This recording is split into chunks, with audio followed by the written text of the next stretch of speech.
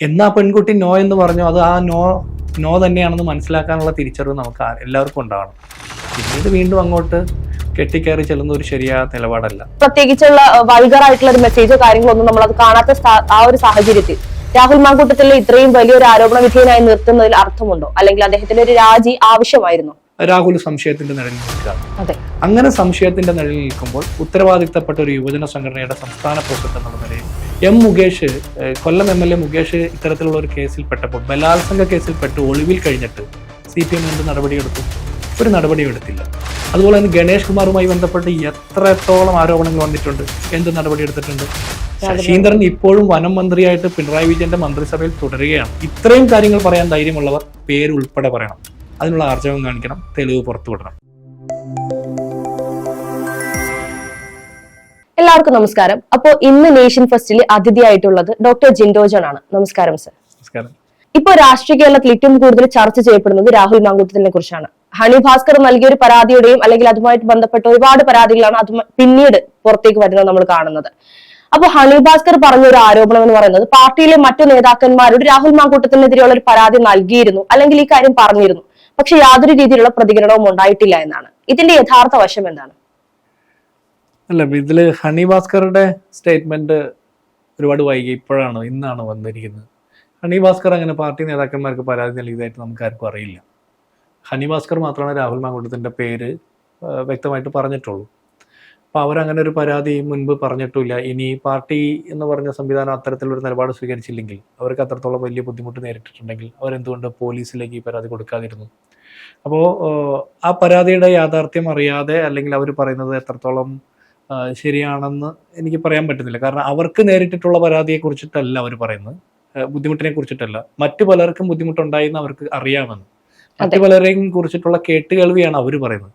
അവർക്ക് നേരിട്ട് എന്ത് ബുദ്ധിമുട്ട് നേരിട്ടു എന്ന് അവർ പറയേണ്ടതാണ്. ഒരു സംഘടനയെ ഒന്നാകെ, ആ സംഘടനയുടെ നേതൃത്വത്തിൽ നിൽക്കുന്ന ഒരു നേതാവിനെയും സംഘടനയെയും ഇതുപോലെ തെരുവിൽ തുറന്നു വെച്ചിട്ട് അവരങ്ങനെ ഇടയ്ക്ക് വെച്ച് നിർത്തി പോകാൻ പാടില്ല. പരസ്യമായിട്ട് എല്ലാം പറയണം. ഇത്തരം പറയാമെങ്കിൽ ബാക്കി മുഴുവനും പറയണം, അല്ലേ? അതാണ് അതിൻ്റെ ഒരു യാഥാർത്ഥ്യം. അത് ശരിയാകേണ്ടത്. അപ്പോഴാണ് യഥാർത്ഥ സ്ത്രീപക്ഷ നിലപാടാകുക. നമ്മൾ ഈ പകുതി വരെ ഓടിച്ചു കൊണ്ടുവന്നിട്ട് ഞാൻ ഇനി നിർത്തി പോകാന്ന് പറയുന്നത് ശരിയല്ല. രാഹുൽ മാങ്കൂട്ടത്തിന്റെ പേര് പറയാൻ അവർക്ക് ധൈര്യം വന്നപ്പോൾ രാഹുൽ മാങ്കൂട്ടത്തിൽ എന്ത് മോശപ്പെട്ട പ്രവൃത്തിയാണ് അവരോട് ചെയ്തതെന്ന് കൃത്യമായിട്ട് എല്ലാ രേഖകൾ സഹിതം അത് പറയേണ്ടതാണ്, പുറത്തുവിടേണ്ടതാണ്. ഒരാൾക്ക് പോലും സംശയത്തിന്റെ ആനുകൂല്യം നൽകേണ്ട.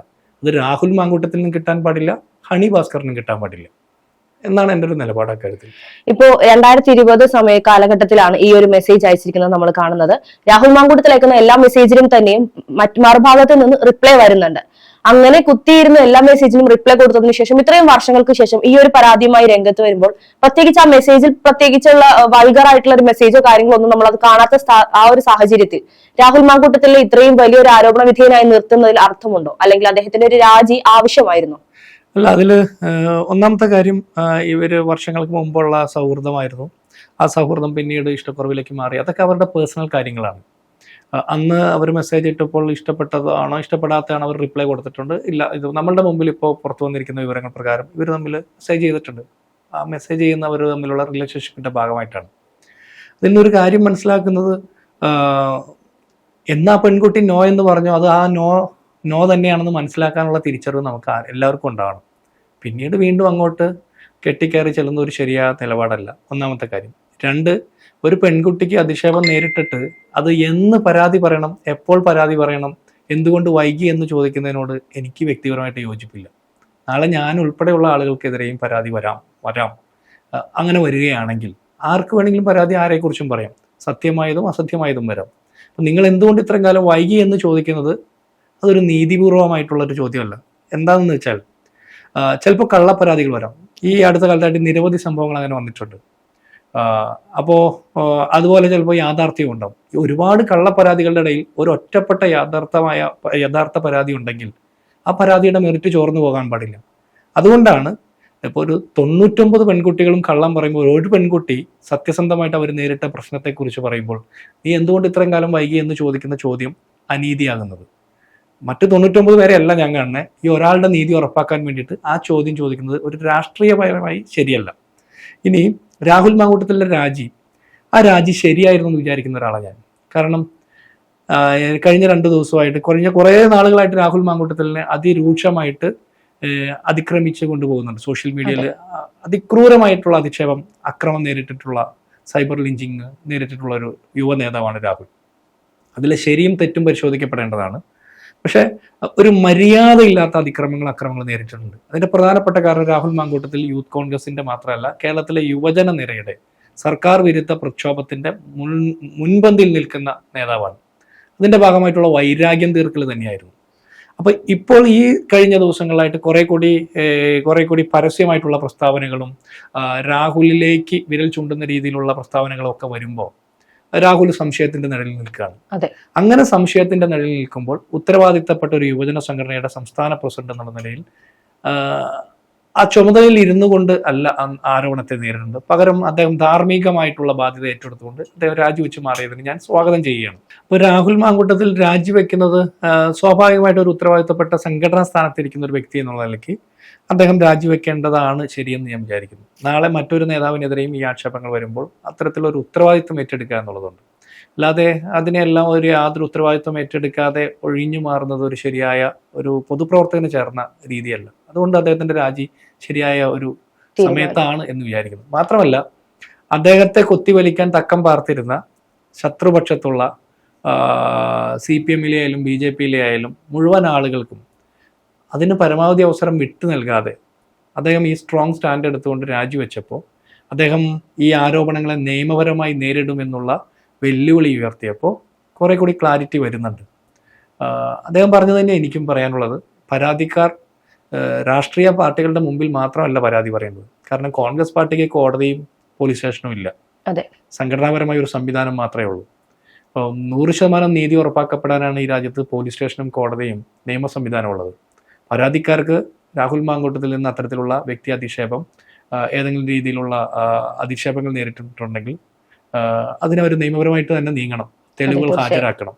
ഇപ്പോൾ രാഹുൽ മാങ്കൂട്ടത്തിലിനെ സംശയത്തിന്റെ നിഴലിൽ നിർത്തിയതുകൊണ്ട് ആ സംശയത്തിന്റെ ഉത്തരവാദിത്തം ഏറ്റെടുത്തുകൊണ്ട് അദ്ദേഹം ധാർമ്മികമായി രാജിവെച്ചിരിക്കുന്നു. അതിനപ്പുറത്ത് അദ്ദേഹം മോശക്കാരനാണെന്ന് ഇവർ പ്രൂവ് ചെയ്യേണ്ടതാണ്. അല്ലെങ്കിൽ അദ്ദേഹത്തിന്റെ ക്ലാരിറ്റി വരുത്തിക്കൊണ്ട് അദ്ദേഹത്തെ തിരിച്ച് സ്ഥാനങ്ങളിലേക്ക് വരാൻ പറ്റുന്നതാണ്. അതെ, ഇപ്പോ അധ്യക്ഷ സ്ഥാനത്ത് നിന്നും രാജിവെച്ചിരിക്കുകയാണ്. പക്ഷെ ഇപ്പോ പല ഭാഗങ്ങളിൽ നിന്നും അദ്ദേഹം MLA സ്ഥാനം രാജിവെക്കണമെന്ന് ആവശ്യപ്പെട്ടുകൊണ്ട് ഒരു ശബ്ദം ഉയരുന്നുണ്ട്. ഇനി MLA സ്ഥാനം രാജിവെക്കാനുള്ള സാധ്യത എന്തെങ്കിലും ഉണ്ടോ, അല്ലെങ്കിൽ അതിന്റെ ആവശ്യമുണ്ടോ? അല്ല, MLA സ്ഥാനം രാജിവെക്കണമെന്ന് കോൺഗ്രസ് പാർട്ടിക്ക് പറയാൻ പ്രയാസം ഉണ്ടാവും എന്ന് ഞാൻ വിചാരിക്കുന്നു. അങ്ങനെ പറയുന്നത് ശരിയാണോ എന്ന് എനിക്കറിയില്ല. കാരണം രാഹുൽ മാങ്കൂട്ടത്തിലിനെ സ്ഥാനാർത്ഥിയാക്കിയത് കോൺഗ്രസ് ആണ്. സ്ഥാനാർത്ഥിയായി അദ്ദേഹം മത്സരിച്ചു, അദ്ദേഹത്തിന്റെ മത്സരത്തിന് വേണ്ട എല്ലാ പ്രവർത്തനവും ചെയ്തത് കോൺഗ്രസ് ആണ്. അദ്ദേഹം ജയിച്ചതിന് ശേഷം അദ്ദേഹം എല്ലാവരുടെയും MLA ആണ്. കോൺഗ്രസ് പാർട്ടിയിലെ മുഴുവൻ ആളുകളും രാഹുലിനോട് രാജിവെക്കാൻ പറഞ്ഞാലും കോൺഗ്രസ് പാർട്ടിയിൽ നിന്ന് ഇതരമായിട്ട് അദ്ദേഹത്തിന് കിട്ടിയ ഒരു വോട്ടെങ്കിലും ബാക്കി ഉണ്ടാവുമല്ലോ. അപ്പൊ ആ വ്യക്തി രാഹുൽ രാജിവെക്കേണ്ടെന്നാണ് തീരുമാനിക്കുന്നെങ്കിലോ? അപ്പോൾ ജനപ്രതിനിധി എന്നുള്ള സ്ഥാനം രാജിവെക്കണോ വേണ്ടയോ എന്നുള്ളത് മറ്റൊരു പ്രശ്നമാണ്. അത് ഇങ്ങനെ ഒരു ആരോപണത്തിന്റെ പുറത്ത് മാത്രം ചെയ്യേണ്ട ഒരു കാര്യമല്ല. അത് അന്വേഷിച്ച് കുറ്റക്കാരനാണെന്ന് വെളിവാക്കപ്പെടുമ്പോൾ എടുക്കേണ്ട ഒരു സ്റ്റാൻഡാണ്. അതിപ്പോൾ തിടുക്കപ്പെട്ട് ചെയ്യേണ്ടതല്ല. ഇപ്പൊ സംഘടനാപരമായി അദ്ദേഹം നേരിട്ടിട്ടുള്ള ഒരു ആക്ഷേപത്തിന്റെ പുറത്താണ് സംഘടനാപരമായി നടപടിയെടുത്തത്. അത് കോൺഗ്രസ് പാർട്ടി എന്നുള്ള സംഘടനാപരമായ സംവിധാനത്തിന്റെ ഭാഗമായിട്ട് നമ്മൾ ആ കാര്യത്തെക്കുറിച്ച് സംസാരിച്ചു. അദ്ദേഹം സ്വയം രാജിവെക്കുന്ന സാഹചര്യം ഉണ്ടായി. ഇതിപ്പോ കോൺഗ്രസ് പാർട്ടി ഇതിനു മുൻപ് തൃശങ്കുവിൽ നിന്നത് അൻവറിന്റെ കാര്യത്തിലായിരുന്നു, അത് നിലമ്പൂർ ഉപതെരഞ്ഞെടുപ്പിന്റെ സമയത്ത്. ഇപ്പോ വീണ്ടും ആ ഒരു സാഹചര്യം വന്നപ്പോൾ 2 തവണയും കോൺഗ്രസ് എടുത്ത തീരുമാനങ്ങൾ കോൺഗ്രസിന് ഇപ്പോൾ നിലവിൽ പൊതുജനങ്ങൾക്കിടയിലുള്ള ആ ഒരു ഇപ്പോൾ നിലവിൽ നിൽക്കുന്നതിനേക്കാൾ കുറച്ചുകൂടി ഉയർച്ചയിലേക്ക് എത്തിയെന്ന് തോന്നുന്നുണ്ടോ? തീർച്ചയായിട്ടും. PV അൻവറുമായി ബന്ധപ്പെട്ട വിഷയം നിലമ്പൂർ തെരഞ്ഞെടുപ്പിന്റെ സമയത്ത് വല്ലാത്ത ഒരു സമ്മർദ്ദം ഉണ്ടാക്കി. കോൺഗ്രസ് അൻവറിന്റെ മുമ്പിൽ കീഴടങ്ങിയാൽ എന്ത് സംഭവിക്കും, അല്ലെങ്കിൽ കീഴടങ്ങിയില്ലെങ്കിൽ എന്ത് സംഭവിക്കുന്നു, വലിയ ചർച്ചയാണ്. കൃത്യമായിട്ട് ഒരു പൊളിറ്റിക്കൽ സ്റ്റാൻഡ് എടുത്തു. ആ സ്റ്റാൻഡിന്റെ കൂടി വിജയമാണ് നിലമ്പൂർ ഉണ്ടായത്. ഇന്ന് അൻവർ എവിടെയാ? ഇന്ന് കോൺഗ്രസ് എവിടെയാ? കോൺഗ്രസിന്റെ കൃത്യമായിട്ടുള്ള നിലപാട് പറഞ്ഞു, കോൺഗ്രസിന്റെ ജനസ്വീകാര്യത കൂടിയുള്ളൂ. രാഹുൽ മാങ്കൂട്ടത്തിലുമായി ബന്ധപ്പെട്ട വിഷയത്തിൽ സ്വാഭാവികമായിട്ടും നമ്മുടെ നേതാക്കന്മാർക്കെതിരെ ആരോപണങ്ങൾ വരുമ്പോൾ ആദ്യഘട്ടത്തിൽ നമ്മളൊന്ന് പകയ്ക്കും, നമ്മളൊന്ന് ഭയപ്പെടും, നമ്മളൊന്ന് സങ്കടപ്പെടും. അതിനപ്പുറത്ത് യാഥാർത്ഥ്യബോധത്തെ ഉൾക്കൊണ്ടുകൊണ്ട് നമ്മളതിനെ കുറെ കൂടി ജനാധിപത്യപരമായി അഡ്രസ്സ് ചെയ്യുകയും നടപടികൾ സ്വീകരിക്കപ്പെടുകയും ചെയ്യുമ്പോൾ നമ്മുടെ ക്ലാരിറ്റി വെളിവാക്കപ്പെടുമ്പോൾ പൊതുജനങ്ങൾ നമ്മളോടൊപ്പം കൂടി നിൽക്കുകയുള്ളൂ. ഉദാഹരണത്തിന് മുകേഷ്, കൊല്ലം MLA മുകേഷ് ഇത്തരത്തിലുള്ള ഒരു കേസിൽ പെട്ടപ്പോൾ, ബലാത്സംഗ കേസിൽ പെട്ട് ഒളിവിൽ കഴിഞ്ഞിട്ട് CPM എന്ത് നടപടിയെടുത്തു? ഒരു നടപടിയും എടുത്തില്ല. അതുപോലെ തന്നെ ഗണേഷ് കുമാറുമായി ബന്ധപ്പെട്ട് എത്രത്തോളം ആരോപണങ്ങൾ വന്നിട്ടുണ്ട്. മുകേഷ്, കൊല്ലം MLA മുകേഷ് ഇത്തരത്തിലുള്ള ഒരു കേസിൽ പെട്ടപ്പോൾ, ബലാത്സംഗ കേസിൽ പെട്ട് ഒളിവിൽ കഴിഞ്ഞിട്ട് CPM എന്ത് നടപടിയെടുത്തു? ഒരു നടപടിയും എടുത്തില്ല. അതുപോലെ തന്നെ ഗണേഷ് കുമാറുമായി ബന്ധപ്പെട്ട് എത്രത്തോളം ആരോപണങ്ങൾ വന്നിട്ടുണ്ട്, എന്ത് നടപടി എടുത്തിട്ടുണ്ട്? ശശീന്ദ്രൻ ഇപ്പോഴും വനം മന്ത്രിയായിട്ട് പിണറായി വിജയന്റെ മന്ത്രിസഭയിൽ തുടരുകയാണ്. തീവ്രതയൊന്നും നടക്കാൻ കോൺഗ്രസ് പോയില്ല, രാഷ്ട്രീയമായിട്ട് നിലപാടെടുത്തു. രാഹുൽ മാങ്കൂട്ടത്തിന് അത് മനസ്സിലായി, അദ്ദേഹം രാജിവെച്ചു. ഇത് തന്നെയാണ് കോൺഗ്രസിനെ മറ്റു പാർട്ടികളിൽ നിന്നും വ്യത്യസ്തമാക്കുന്നത്. തീർച്ചയായിട്ടും കോൺഗ്രസിനെയും CPM-നെയും അല്ലെങ്കിൽ BJP-യെയും താരതമ്യം ചെയ്യാൻ ജനങ്ങൾക്ക് കിട്ടിയ ഒരു അവസരം കൂടിയാണ്. മാസപ്പടി കേസിൽ മുഖ്യമന്ത്രിയുടെ മകൾ പെട്ടിട്ട് CPM-ന്റെ പ്രാദേശിക നേതാക്കന്മാർ തൊട്ട് പോളിറ്റ് ബ്യൂറോ മെമ്പർമാർ വരെ ന്യായീകരിക്കാൻ നിൽക്കുക. ഇവിടെ രാഹുൽ മാങ്കൂട്ടത്തിനെ ന്യായീകരിക്കേണ്ടത് ഞങ്ങളുടെ രാഷ്ട്രീയ ബാധ്യതയല്ല. ഒരാളുടെ സ്വകാര്യമായ കാര്യങ്ങളിൽ വരുത്തുന്ന വീഴ്ചകൾ, ശ്രദ്ധക്കുറവ്, ജാഗ്രതക്കുറവിന് പാർട്ടി അതിന്റെ അധികഭാരം ചുമക്കേണ്ടതില്ല. പാർട്ടിയേക്കാൾ വലുതല്ല ഒരു നേതാവും, പാർട്ടിയേക്കാൾ വലുതാകാനും പാടില്ല. മാസപ്പടി കേസിന്റെ കാര്യം ഞാൻ പറഞ്ഞു. ഇപ്പൊ തോമസ് ഐസക്കിന്റെയും കടകംപള്ളി സുരേന്ദ്രന്റെയും P. ശ്രീരാമകൃഷ്ണന്റെയും ഒക്കെ സ്വപ്ന സുരേഷിന്റെ വെളിപ്പെടുത്തലുണ്ടല്ലോ, അവരുടെയൊക്കെ പേര് പറഞ്ഞിട്ട് എന്ത് നടപടി അവർ സ്വീകരിച്ചു? അല്ലെങ്കിൽ വൈദേഹം റിസോർട്ടുമായി ബന്ധപ്പെട്ട് EP ജയരാജന്റെ മകന്റെ പേര് പരാമർശിക്കപ്പെട്ടല്ലോ. അല്ലെങ്കിൽ ലേറ്റസ്റ്റ് ആയിട്ട് ഈ കഴിഞ്ഞ ദിവസം MV ഗോവിന്ദന്റെ മകനുമായി ബന്ധപ്പെട്ട കത്ത് വിവാദം, എന്ത് നടപടി CPM എടുത്തു? അല്ലെങ്കിൽ കോടിയേരി ബാലകൃഷ്ണന്റെ മകൻ ഉൾപ്പെട്ട ബീഹാറിലുള്ള ഒരു ഗർഭക്കേസിന്റെ DNA ടെസ്റ്റും മറ്റൊരു മകന്റെ മയക്കുമരുന്ന് കേസും ഒക്കെ ഉണ്ടല്ലോ, എന്ത് നടപടി അവർ CPM എടുത്തത്? അതിൽ നിന്ന് കോൺഗ്രസിനെ വ്യത്യസ്തമാക്കുന്നത് ഇമ്മീഡിയറ്റ് ആയിട്ട് ഈ വിഷയത്തെ രാഷ്ട്രീയമായിട്ട് അഡ്രസ്സ് ചെയ്തു, നമ്മൾ നിലപാട് സ്വീകരിച്ചു. എന്ത് തന്നെയായാലും കോൺഗ്രസ് ഒരു പിടിയിൽ മുമ്പിൽ തന്നെയാണ് സഞ്ചരിക്കുന്നത്.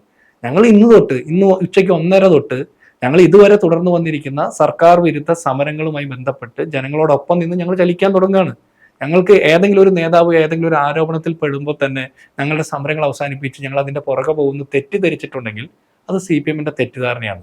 BJP-ക്കാർ ഇപ്പോൾ രാഹുൽ മാങ്കൂട്ടത്തിന്റെ ഓഫീസിലേക്ക് മാർച്ച് നടന്നു. എന്ത് ധാർമ്മികത അവർക്കുള്ളത്? കർണാടകയിലെ പ്രജ്വൽ രേവണ്ണയെ പ്രൊട്ടക്ട് ചെയ്തുകൊണ്ട് പിന്തുണച്ചുകൊണ്ട് വോട്ട് അഭ്യർത്ഥിച്ച നരേന്ദ്രമോദിയുടെ പാർട്ടിയെ BJP. ഹത്രാസിലെയും ഉന്നാവയിലും ഒക്കെ പെൺകുട്ടികളുടെ പീഡന കേസ് നമ്മൾ കേട്ടിട്ടുണ്ടല്ലോ. പരാതി കൊടുത്ത പെൺകുട്ടിയുടെ കുടുംബത്തെ പോലും പിന്തുടർന്ന് വേട്ടയാടി കൊന്ന പാർട്ടിയാണ് BJP. അവർക്കൊന്നും ഇതിലൊരു ആക്ഷേപം പറയാൻ പറ്റില്ല, അർഹതയില്ല ഇത് പറയാൻ.